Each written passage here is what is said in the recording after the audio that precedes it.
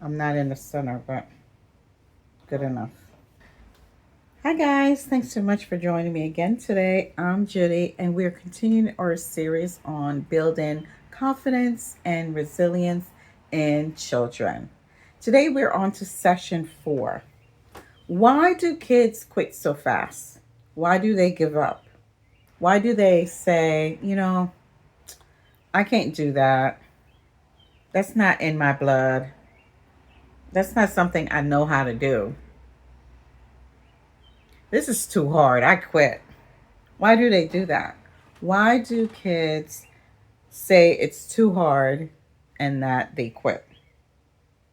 So, for parents like me and like you, it is frustrating that our children give up so easily. It's frustrating because we want them to believe in themselves, we want them to persevere, we want them to keep going when things are hard, we want them to learn new things. There's so much that we want from our kids, or we want our kids to do and accomplish. So it becomes very frustrating when our kids just throw their hands up and just give up.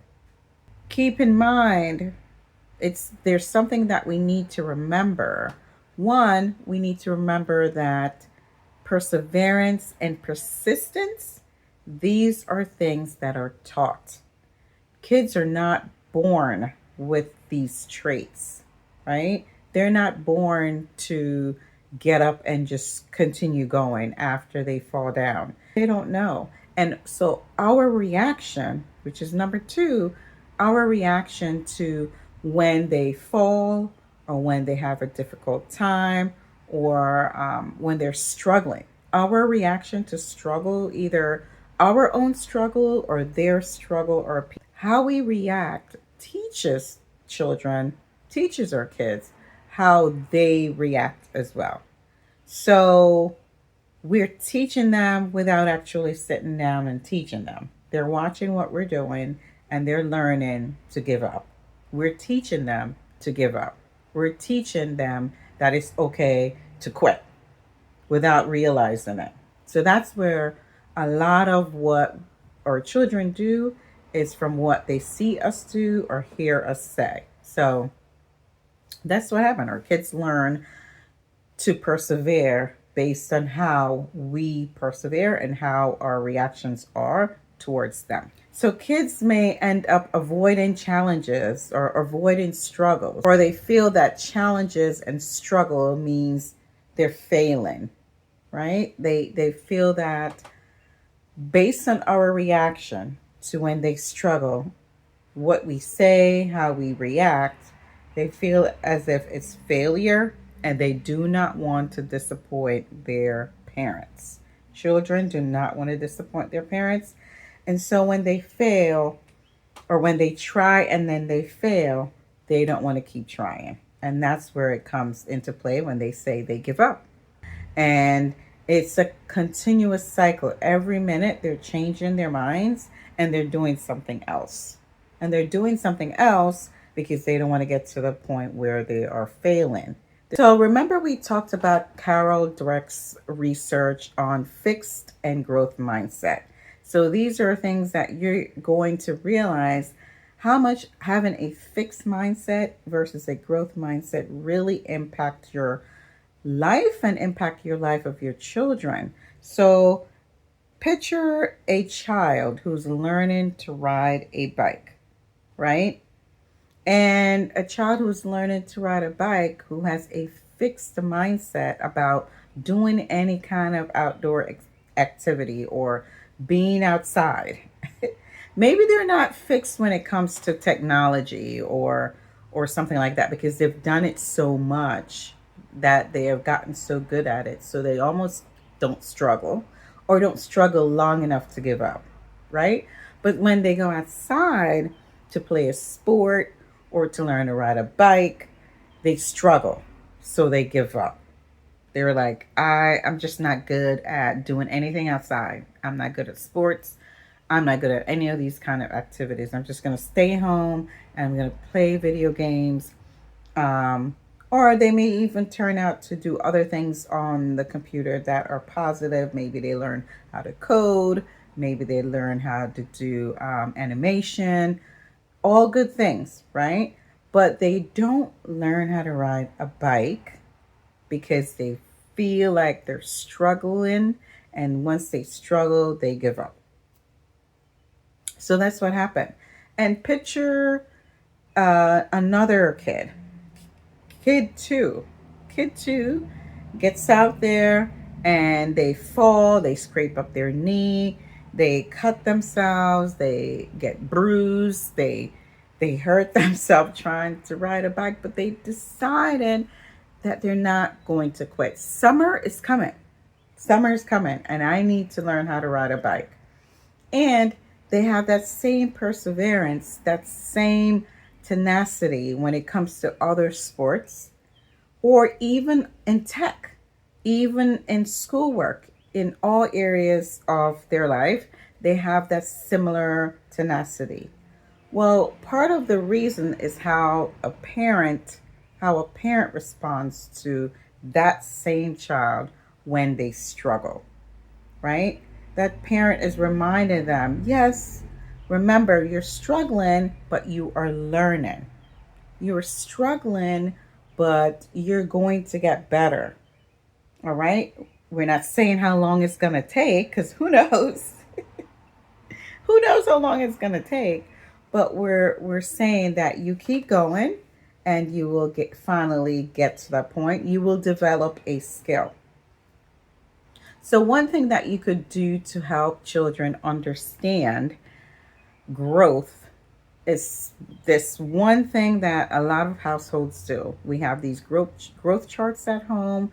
We have the kid line up against the wall and we mark off where they are each year, every birthday, or every 6 months, however often you do it.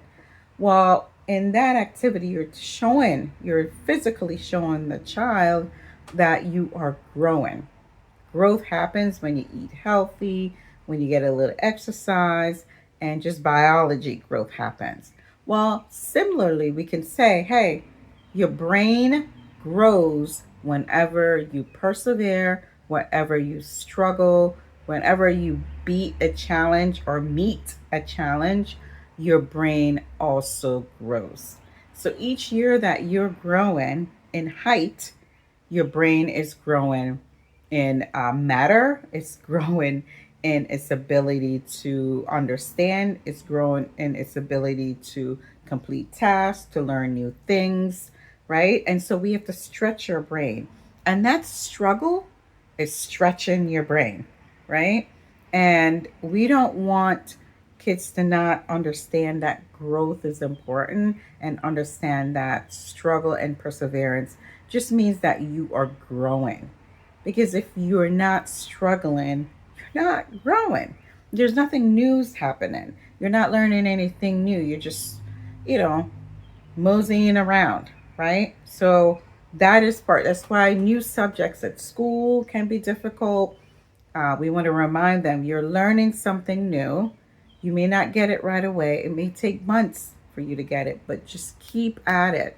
So kids with a fixed mindset say, "Oh, I'm not talented enough," right? This is not my talent. I'm not a good basketball player. I'm not talented at sports, right? They put things. They make these finite statements about their talents based on things that people say. I hear people say that their kid say about their kids all the time. Oh, he's so talented. He is good at basketball. He's good at basketball. Guess what? That kid who's good at basketball may also be talented at playing the guitar, but they will struggle, right? But as soon as they struggle, they're expecting you to say, oh, you're so talented. And the moment you don't say it is the moment they give up. It's the moment they say, I don't know how to do this. I'm not going to do this. I'm just going to go back and play my basketball. And yet they love music. They want to learn, but they just give up because they're not getting the same feedback you would give them. But we want to say to children is, you're doing a very good job working hard. You're doing a very good job learning about this topic.